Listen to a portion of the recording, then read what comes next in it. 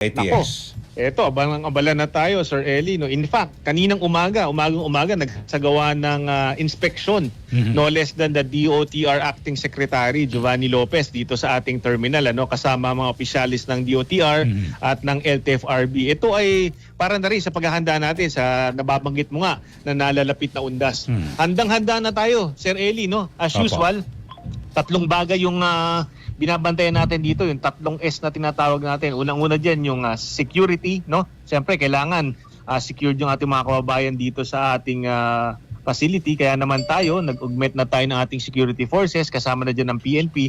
At nangako si Secretary Lopez, no, na dadagdagan pa yung mga uniform personnel dito, katulad ng PCG, SAIC at iba pa, upang umalalay sa ating mga mananakay at siguraduhin magiging komportable ang kanilang paglalakbay.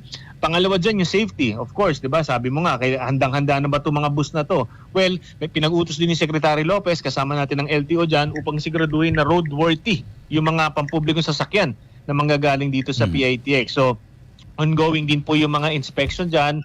Di lamang yung kanilang roadworthiness, kundi pati mga kaukulang papeles, sinisigurado po yan ng PITX, kasama po yung ating mga government agencies. And last but not the least na S, yung ating supply, no? Kasi alam naman natin medyo maraming inaasahan natin pasahero, kaya naman dapat may karampatang supply tayo.